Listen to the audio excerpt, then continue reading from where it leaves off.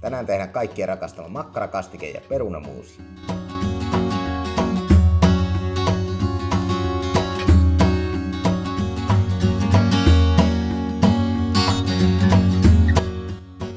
Ja oikein paljon tervetuloa jälleen meikäläisen YouTube-kanavalle. Tässä on nyt meikäläinen semmonen 1,5 viikkoa sairastellut ja vähän on flunssaa vieläkin päällä ja herppes on huulessa, mutta aivan pakko päästä kokkaamaan ja kuvailemaan taas pitkästä aikaa. Et nyt on viikko huilattu, reilu viikko. Nyt on virtaa ja intoa ja sen takia tänään tehdäänkin makkarakastike niin kuin aikaisemmin mainitsin ja perunamuusi.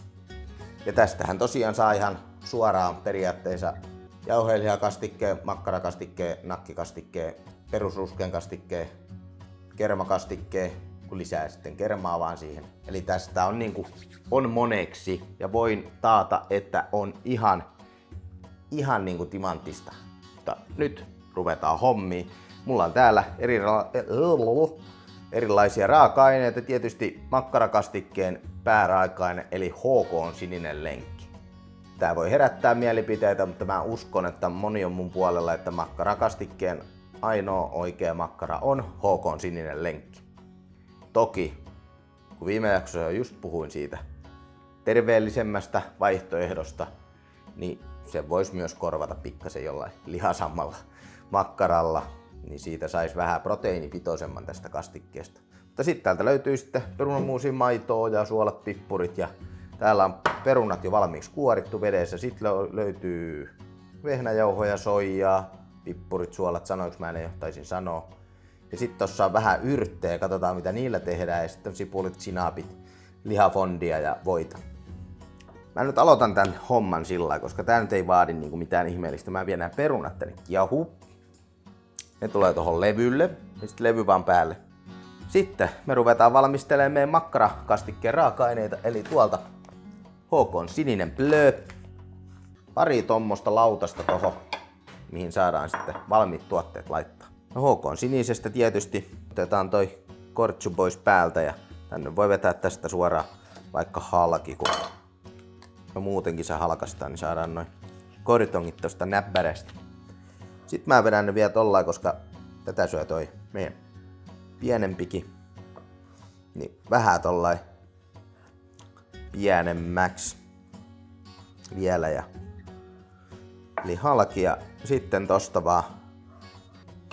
Antan tästä tulee nyt kyllä aika iso makkarakastike, kun nämä kaikki siihen laittaa. Mutta sitten sipulia tarvitaan. Sipuli laitetaan tosta ihan pieneksi.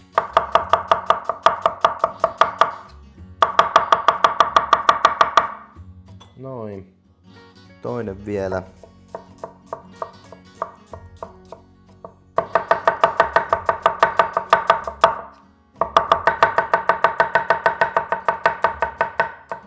Nyt sinne pari isompaa palasta jäi, mutta meidän kaikki raaka-aineet, mitä me nyt tarvitaan tähän hätään, ja me voidaan mennä tonne pannulle ja me aloitetaan sillä, että paistellaan meidän makkaroihin eka hyvä pinta öljyssä.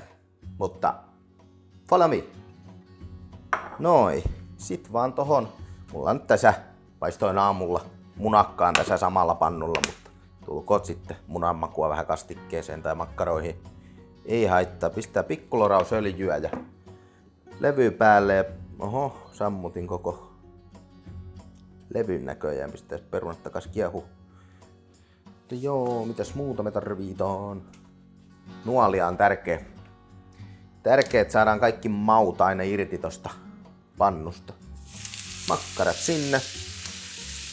Ja yksi puupala. Noin tästä. Paistellaan hyvät pinnat. Ja niin, täällä rupeekin tapahtuu. Sillä nyt rupee ole. Ei viitti ihan polttalle, tässä vähän aika kuumalla tää mun pannu näköjään. Nää pistää nyt takas tonne. Odottelemaan. Oho, täällä on poveri päällä. No ilmankos on vähän. Ilmankos vähän palaa, kun niin täysillä kuin voi vaan olla. Sitten haetaan sipulit. Sitten ne kuulottuu tonne. On kyllä nyt niin kuumana toi pannu, että nostetaan. Oi, kun mä sotkin. Kas koira syö sipuli. Pari tuo lattialla ei varmaan tommoselle pennun pattalle ainakaan hyvää täytyy ne tosta kerätä. Sipuleita kuulotellaan nyt hetki tuossa miedolla. Ja tässä on just tärkeää kans, että tehdään kaikki niinku samalla pannulla. Mä avaan vähän ikkuna, kauhean käry. Voi, ja siellä meidän koiranpentukin käänsi. Avasi silmänsä niin sanotusti. Mä vähän jännittää, että mitä tapahtuu. Nyt on hetki siinä. Sitten otetaan tuolta vehnäjauho, voita 75 grammaa, vehnäjauhoa desi. Siinä on aika hyvä ruskean kastikkeen suhde. Määrät tietysti löytyy tuolta kuvatekstistä myös. Ja nämä voidaan iskeä tänne makkaroitten kanssa samalle lautaselle. Sitten siihen voi. Ja tällä nyt saadaan pyyhittyä täältä sitten kaikki maku talteen täältä joka puolelta. Ja tää nuolia on tähän ruskean kastikkeen tekoon niin tässä kohtaa niin mun mielestä paras. Sitten laitetaan sinne noin vehnäjauhot, sekoitellaan ne voin kanssa ja sitten ruvetaan sitä seosta ruskistaan. Äkkiä muuten vedenkeitin päälle kanssa.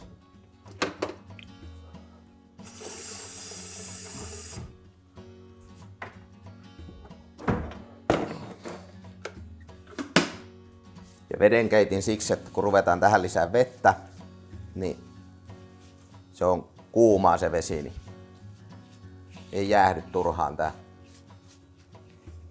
systeemi sitten. Toivotaan mahtuuko nämä kaikki tähän mun pannulla. Sitä mä en vielä tiedä, mä otan kattilan valmiiksi jo sen.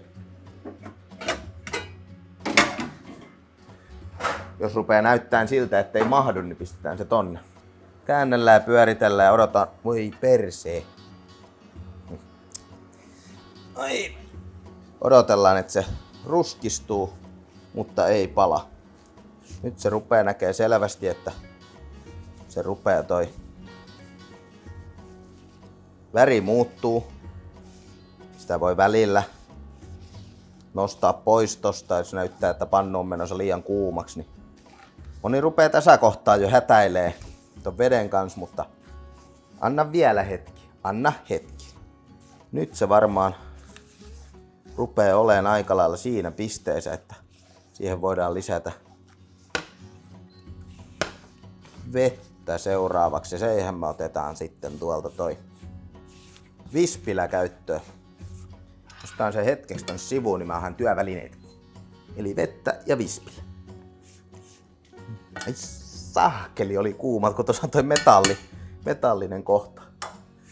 Sitten vaan sinne vettä. Tää vähän höyryttyy. Ja sitten vaan sekoitetaan se tonne joukkoon. Ja sitten vaan lisää, kun kangistuu.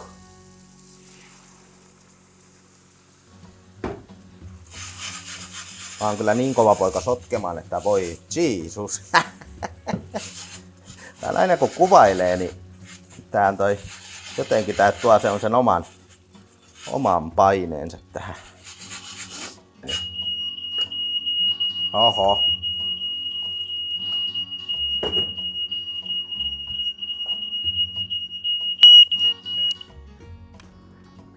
Sekin vielä.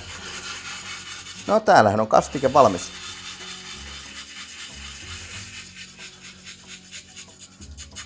Millaisen tommosesta vesihöyrystä, niin voisin mä tietysti tonkin laittaa vähän, niin siihen tuli valokin. Mutta joo, nyt rupeaa olemaan täällä kastike. Kyllä siellä varmaan pikkasen saadaan vielä vettä laittaa jossain kohtaa lisää. Mutta rupeaa olemaan aika hyvää. Ja nyt ruvetaan maustaa, eli soijaa ja lihafondia. Sitten tietysti suolapippuri. Noin. Sinne pippuria. Ton verran. Ei tarvitse paljon. Sitten soijaa. Otetaan noin ruokalusikka. Vähän vajaa. Sen verran. lihafondia, ruokalusikko. Noin. Sitten sekoitus. Suolaa voidaan laittaa tässä kans tommonen hyppysellinen. Noin. Se rupeaa näyttää aika hyvältä. Otetaan lusikka ja maistetaan. Tuolta noin. Aivan käsittämättömän hyvää, voi vitsi. Mä laitan ihan vähän lihafondia lisää ja ihan vähän suolaa. Se oli nyt jo aika hyvän suolainen, mutta koska perunamuusin kanssa me syödään sitä, niin se kannattaa tehdä pikkasen ylisuolaiseksi aina. Niin se on sen perunamuusin kanssa paljon parempi. Tietysti perunamuusistakin voi tehdä vähän ylisuolaisen. Josko se sitten. Mutta no, mun mielestä kastike kannattaa olla aina vähän niinku vielä vähän lisää. Niin makua kuin suolaakin. Et kun sä maistat sitä tällä pelkältään, niin jos se on hyvä, niin laita vähän vielä kaikkia lisää. Sillä että se on vähän överi. Ei maisteta samalla, koska on kipeä. Ihan taivaallinen. Ihan taivaallista. Mä siirrän sen nyt tonne, koska pitänyt ehkä alun perinkin se tehdä täällä. Ja nyt te näette, miten toi pannu puhdistuu. Sinne ei jää mitään makua siihen pannuun kiinni. Kattokaa. Se on puhdas kuin vauvan pylly, niin kuin meikäläinen pruukaa sanoo. Sinne voidaan sitten pikkasen lisätä vielä vettä, jos täällä meillä on. Noin. Ja niinköhän itse asiassa nyt liikaa sitten. Ja niin varma. Ja sinnehän tulee jauhoakin lisää, kun lisätään noin makkarat. Saadaan siitä sitten vielä vähän suurustinta. Ja nyt kun lisättiin tai vettä, niin pikkuloraus lisää. Voidaan pikkuplöräys laittaa soijaa lisää. Ja kaiken olennaisinta tässä on, että maista. Ja lisää sitä sinne, mitä sun tekee mieli. Tai mistä mausta sä tykkää. Ei tää sen vaikeampaa ole. Mutta mä laitan tonne alas kyllä niinku reseptin myös. Mä nyt suurin piirtein mä oon niin taitava, että mä aina muistan, mitkä määrät mä tonne kaadan ja mä muistan sen sitten täsmälleen kirjoittaa sinne reseptiin. Niinku plussata noin kaikki, mitä mä oon sinne. Toi on ihan uskomattoman hyvä. Ja sitten vielä pääraaka-aineet sinne. Ja niin mulla oli tääkin täällä. Ja hei, se on valmis. Se ollaan ready. Ja mä luulen, että meidän perunakki on ready kyllä. Tai on ihan varmasti. Saakeli mikään sotku, voi. Mä siivoon vähän ja palataan kohta. Sommoro.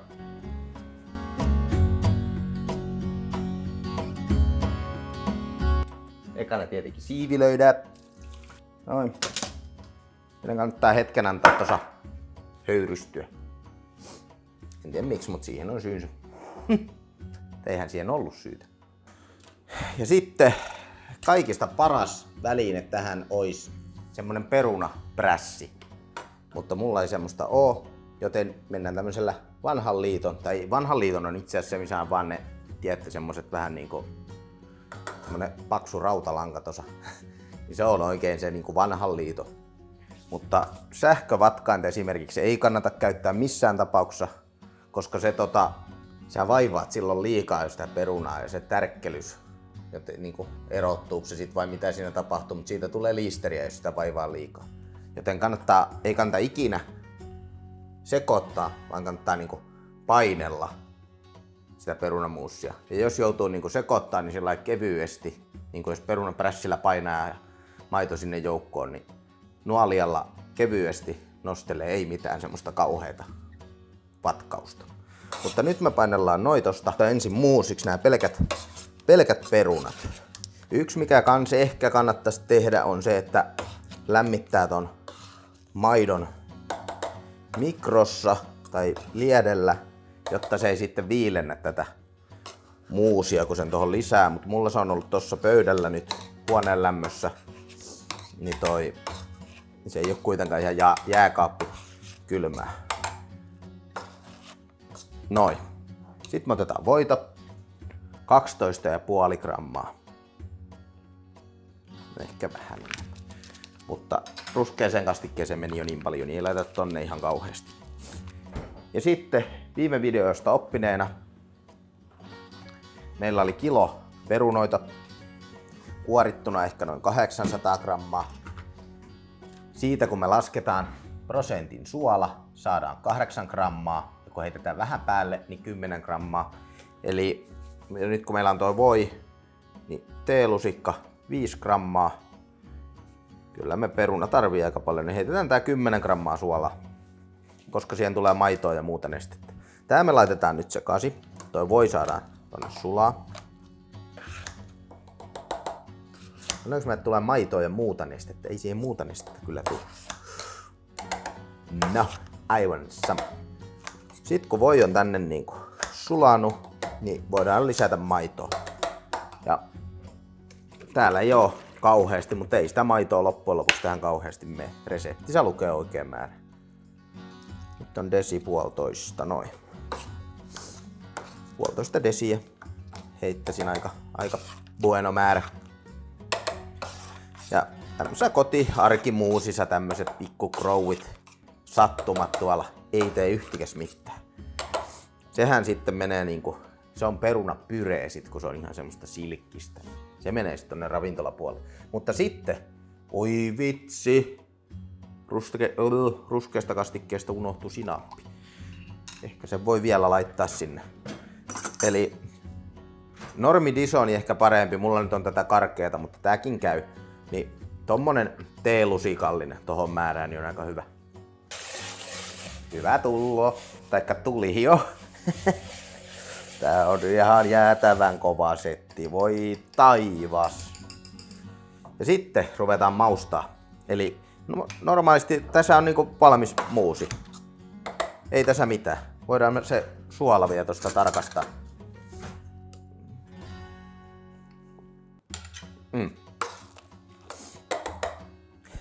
Ehkä vähän liikaa suolaa. Olisi pitänyt laittaa se vajaa. Luottaa laskuihin ja laittaa se vajaa. No, ei se pahasti ole.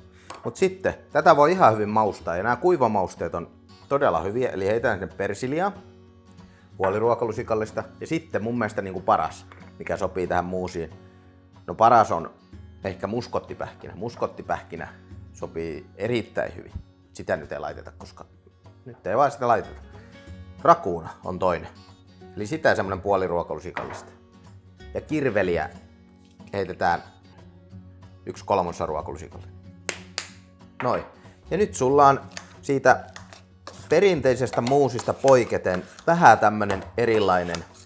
Ja toi toimii ton ruskean kastikkeen kanssa ihan uskomattoman hyvin. Ja tosi helppo, yksinkertainen. Ja heti tekee tästä tämmösen vähän poikkeuksellisen nokkavuoto. Joo. Mutta pölinet sikseen, meikäläinen siivoo ja sitten tehdään annos ja maistetaan, miltä koko komeus maistuu. Vaikka meikäläinen kyllä tietää, että se on niinku 10/10. Ihan varmasti. Joo, siivoamaan. Nukuitko hyvin? Kattokas kuka tänne tuli. Siellä on, joo, herkkumuusia.